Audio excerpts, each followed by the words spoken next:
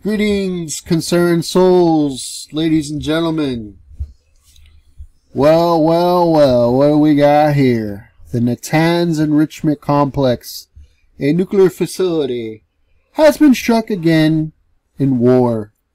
When I mean again, I mean that it's becoming a trend that if you have one of these nuclear reactors or enrichment facilities, that they become targets. And as you know, the radiation doesn't stay within a border. Radiation doesn't know any borders. It just kind of goes where the wind blows. Nobody knows. Except I'm going to show you today where the wind is blowing. And it's kind of going a little bit everywhere. And it's kind of really hard to see, so I had to really intensify the lines. But I'll get to that in a few minutes here. Just kind of want to go over the particular happening. This is a major happening. You're gonna feel this in your pockets very soon. Gas will probably go up a good 50 cents to $1 quite shortly, actually. Looks like it went up 15%, and that's within one day. So you can expect higher prices at the pump, because it looks like the Strait of Hormuz will be closed. The Houthis are going to be pissed off. This radiation is going to be going everywhere. The Saudis aren't going to be so grateful because this radiation is going to be going into their borders. The lovely people from India are going to have the radiation going onto their beaches. And there'll probably be, no word about that. And, this place, Natanz, you won't be able to visit this place for the next millennia. And if you have 1 or 2 brain cells, you won't go there. But I'm sure they're gonna, they'll put some poor chaps out there and give them an extra few dollars extra, for the cleanup. But it'll be interesting to see how that goes. Who wants to do a cleanup in the middle of a war zone full of radiation?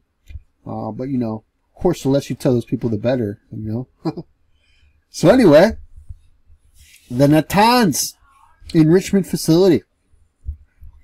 Looking here, lots of smoke coming out. And this isn't smoke from a barbecue, my friends. This is uranium smoke here. And I don't know about the reactor. What's this over here in the right corner? Whatever that is, it got pretty decimated. This area has been decimated here. So our wonderful allies have decided that they should hit a nuclear power plant and an enrichment facility. And this is not good because this is becoming a trend. It's becoming a thing. When we noticed that the Russians went into Ukraine, and I think it was called Zaporizhzhia, was the largest nuclear facility in Europe. That was targeted. Freaking Chernobyl was targeted. Like what? So I know Zelensky was blaming the Russians for hitting Chernobyl, but I mean, if the Russians had any brain cells, in which I think they do.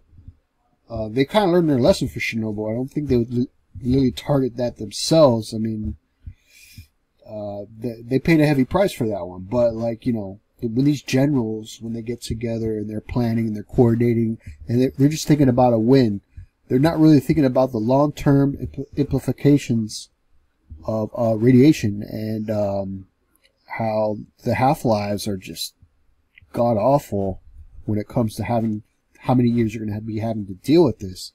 So as you can see, this place has been shattered apart, and containment is lost, containment is gone. Looks like this place isn't going to be enriching for a long time. The world's going to be paying a heavy price for the radiation that's going to be released. The winds currently right now near the Natanz nuclear facility are 23 miles an hour. It looks like they've been kind of going into a circular pattern and expanding outwards. You're going to get some blowback into Saudi Arabia, of course. This area right here looks like it's going to concentrate near Avaz and Deloran. The area is probably going to be getting, looks like it's concentrating in that area. It's going to be going a little bit everywhere, and if you look and see where it's going to be going, it looks like it's going to be going down into Kuwait City. And it's going to pollute this bay here. Likely it'll be dumped over there. Rubber dumping, mitigation as you may want to call it. Because that's how they mitigate, is they let go into the water. It's an easy way to get rid of it.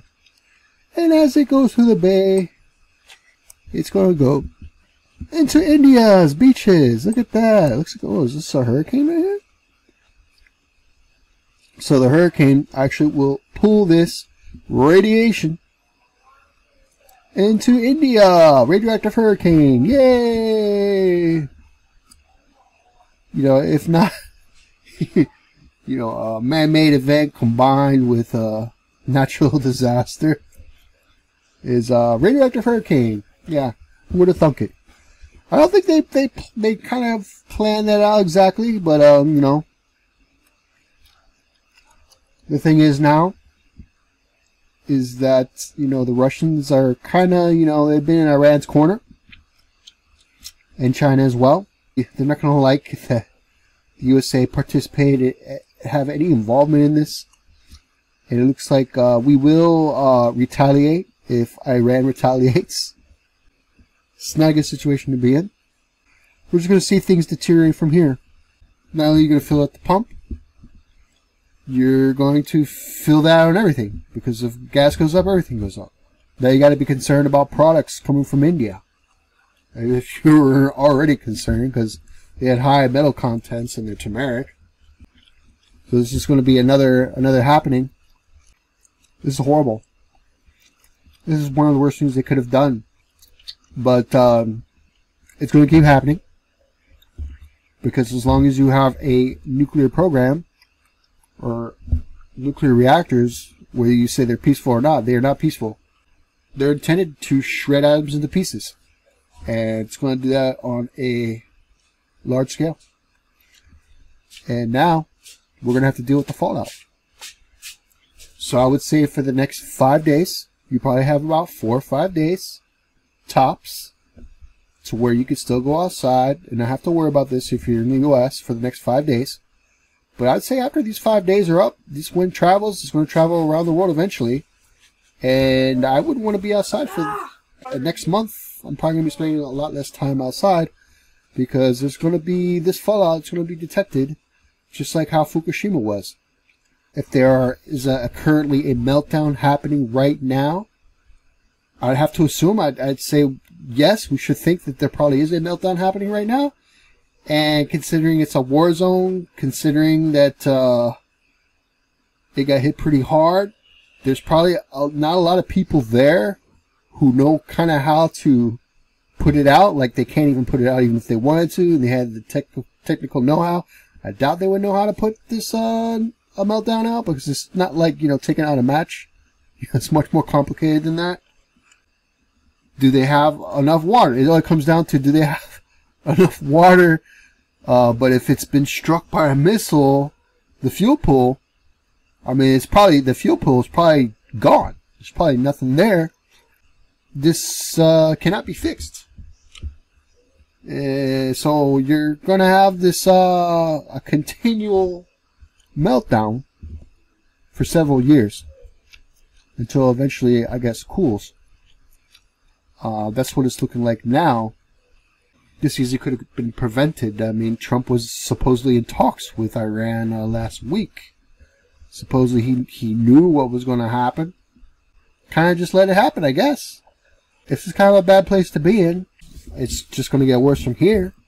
We're just going to have to plan accordingly. And that southern hemisphere is looking better and better. The more you look at it, that southern hemisphere. Of course, there is some cross-integration from the north and the southern hemispheres, but there happens, you know, to be most of the air will stay in the northern hemisphere. So, yeah, when you consider there's not very many nuclear plants in the southern hemisphere, there's a few, but it's like 10 times the amount in the north. So just knowing that alone, like, it really makes me want to, like, move to South America, you know, the way shit is. Especially now when we're talking about World War III. I mean, is this World War III? Is it not? I'm kind of confused. Maybe somebody knows better than me. Would this be considered World War III when you hit a nuclear reactor? Who happens to be allies with Iran for the past 300-400 years? Is Russia and China. I mean, they cannot be too happy about this. I mean, obviously there's going to be retaliation. There was some missiles that have been launched into Tel Aviv. Of course, the United States is going to be protecting our wonderful ally. As you can see here, that got hit pretty hard. I hope that wasn't the reactor, because if that's pretty much gone, whatever that was. A radiation leak has been confirmed. It's very hard to find radiation levels in Iran, as you can see, because they're not exactly in the international community. So you really don't see too much of those Geiger counter readings from Iran. So I'm sure some of that stuff will eventually come out. So there's one random nuclear energy expert that said, if they breach containment zone for uranium, then the proverbial shit will hit the fan, if it hasn't already. Best case scenario, Iran's nuclear capability will be offline for months or years. Worst case, we have a full meltdown like Fukushima. Nobody can go near the place for the foreseeable future, and I doubt that Iran can equal the Japanese in radiation zone mitigation. Now, the Japanese were very good about lying about how bad the radiation was. So I think some of the mainstream media, I don't know if they're just kind of went along, if they knew or they don't, but, you know, they're very good at dumping radiation. I guess that's, if you want to call it dumping radiation mitigation, I guess go ahead, because that's pretty much the go-to now. Is okay, we're just going to dump this in this river. The river's going to go out to sea, and, you know, we could forget about it, you know, but then everybody gets to eat from the sea. So you eat from the sea, you're going to see some more cancer diagnostics because of all this radiation that's been dumping, because nobody wants to clean up their own mess and do it correctly with radiation. It's going to happen every time, folks. They're gonna do like the cheapest way to get, you know, to cover it up, you know, put it underneath the rug, technically, is what you could say, is what's happening with radiation. That's why it's so terrible. You know, you're dealing with half-lives that are, you know, thousands of years for many of the radioactive isotopes. So, you know, we're lucky if our greatest, you know, kids of our grandkids will be having to put up with this, and hopefully they'll figure out better ways than we did. Well, that's all I got on this one. I am going to keep tracking this and updating you in the future, letting you know where the radiation blows. And like I'd say you got a few days out there, a nice sunny sky, you can go to the beach, enjoy the next few days, and then after that you might want to just, you know, stay indoors for a few weeks here, because it's going to be a little nasty outside. Alright? Well, have a good one, folks. Till next time. Be safe. So long!